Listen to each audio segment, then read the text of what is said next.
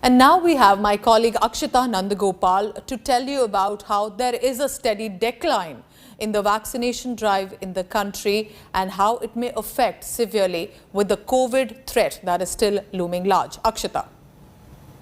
Experts are warning of a third COVID wave, and amid that, we're seeing a steady decline, unfortunately, in the vaccination drive. Let's put out the data for you about how the vaccination rate and the pace has been slowing down. On April 2nd, it was about 36.59 lakh. It went up to 64.38 lakh in June 25th. Remember that on June 21st, we hit a record high of nearly 84 lakh vaccine doses being administered.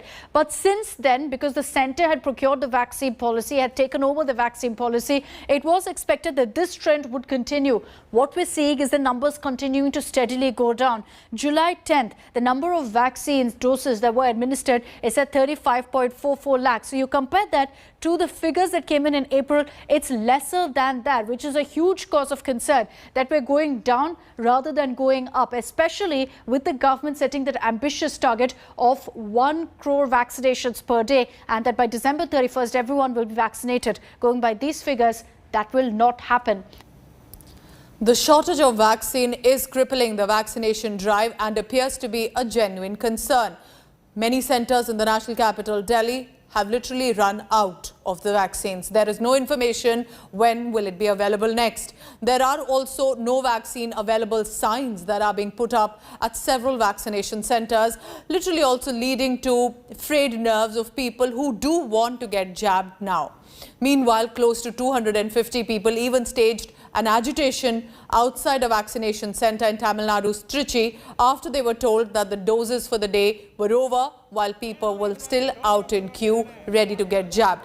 Even police had to intervene to pacify some of the protesters. Officials then did manage later to arrange at least some extra doses.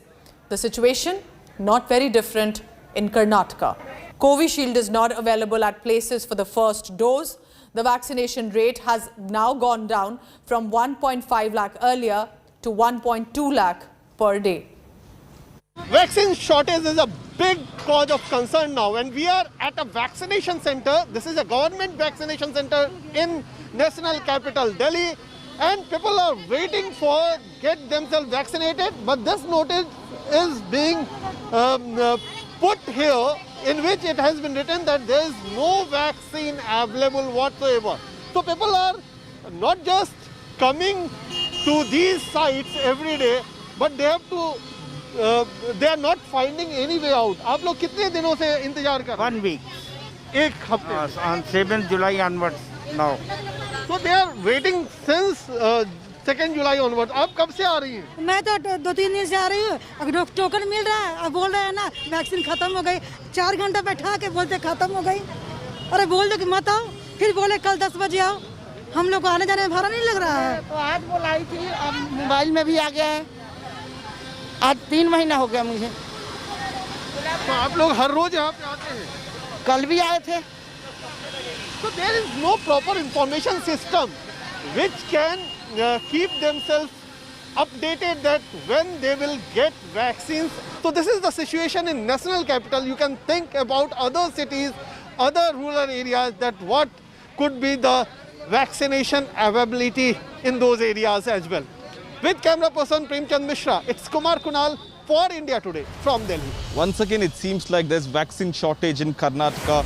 Karnataka was doing somewhere around 11 lakh a day on June 21st, and now it's come down to 1.2 to 1.3 lakh is what we are told.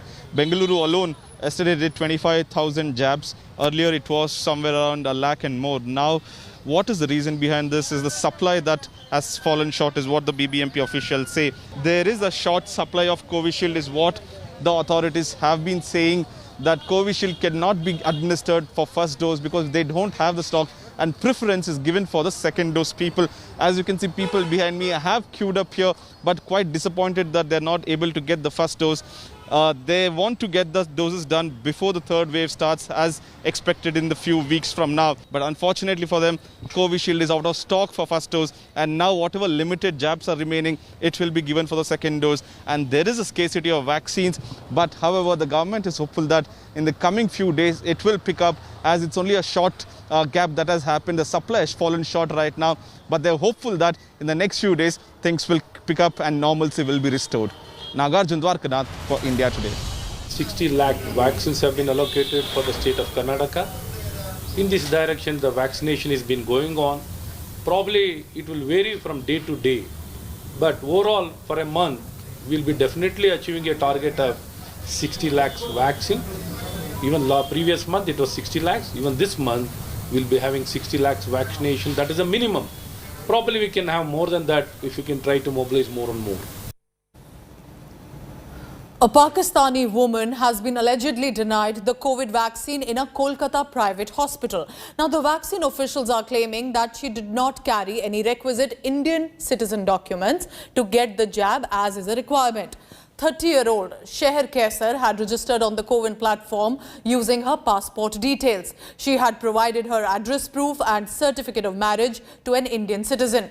The hospital scrutinized her papers and said that as per rules set by the Health Department of West Bengal, she is not eligible for the jab. She was refunded her money, received an SMS saying her vaccination was unsuccessful as she was denied a jab.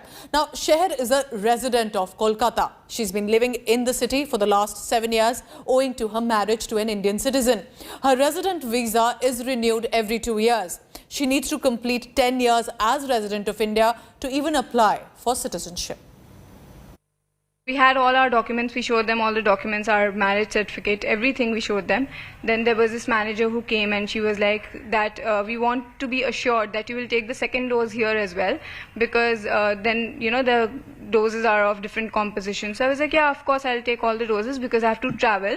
My grandmother is ill, so I want to go and see her. So they said, okay, fine, you can go ahead with the vaccine. Then after 5 minutes, when the person on the computer was putting in my details, the manager came again and she said, no, you have to hold it up. So then they were asking their superiors and they were taking pictures of my documents, and they were saying, no, now we cannot give you the vaccine because you do not have an Indian Aadhaar card and an Indian passport. But I cannot have an Indian passport and Aadhaar since I'm a Pakistani and I'm living here, but I have not gotten the citizenship yet. An important statement has now come from the World Health Organization's chief scientist advising against mixing and matching COVID-19 vaccines from different manufacturers, calling it a dangerous trend. WHO's top scientist has also stated that there is lack of data on the impact of jab mixing practice. Here's a detailed report. Take a look. Taking 2 doses of Covishield and planning to take Sputnik as a booster dose? Or mixing Covaxin and Covishield? Don't even think of it, says the World Health Organization. It's a little bit of a dangerous trend here where people are in a data-free, evidence-free zone as far as a mix and match. There is limited data on mix and match. It will be a chaotic situation in countries if citizens start, deciding when and who they should be taking a second or a third or a fourth dose. The WHO says there is no data to show mixing and matching of different vaccines has any great benefits. Experts in India agree. Body को दूसरे vaccine से खूब reaction हो, खराबी कर सकता है. ये एक साइंटिफिक कंसिडरेशन है कि क्या ऐसे हो सकता है, खासकर एक दूसरा वैक्सीन जो अलग प्लेटफॉर्म का बना हो.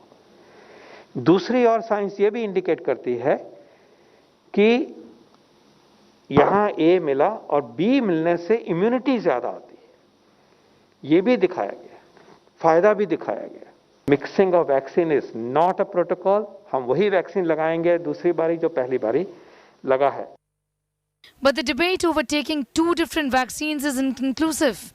A trial on 600 participants showed that if Pfizer's mRNA vaccine is given as the second dose to those who took an AstraZeneca shot, it improved immune response significantly.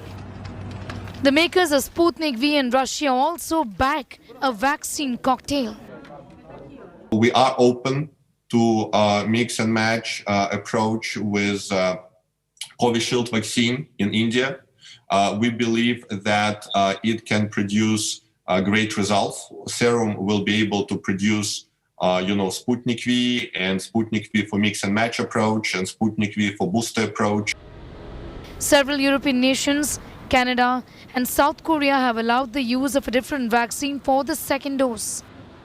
What researchers have found that if a different platform vaccine, let's say a viral vector vaccine, is followed by an mRNA-based vaccine, while the safety profile remains the same, essentially there is no difference in adverse events if a different vaccine is given. However, the amount of antibody generated with a different vaccine as a second shot is far higher. This has a real practical implications and utility. The belief is that combinations could potentially provide wider protection against certain mutations or variants. In the short term, mixing vaccines would also address problems of shortage. Right now, scientists and experts say that the problem with mixing vaccines against COVID-19 is that there is little data to show what permutations and combinations work. There are just too many unknowns. Mixing of vaccines can lead to side effects that can be surprising, maybe even deadly. We just do not know. What is required is that the government must make an effort, experts say, to generate more data and rely on science to then take a call. Only those vaccines which have been studied through the prime boost approach through clinical studies should be used as a mixed vaccine or interchangeably. Not every vaccine. We cannot determine. Individuals should not decide themselves. The government should decide based upon scientific evidence. Mixing of vaccines is not a new idea. It was recommended for some diseases like Ebola. But the jury is still out on whether it's going to help the fight against COVID. With Milind Sharma in New Delhi,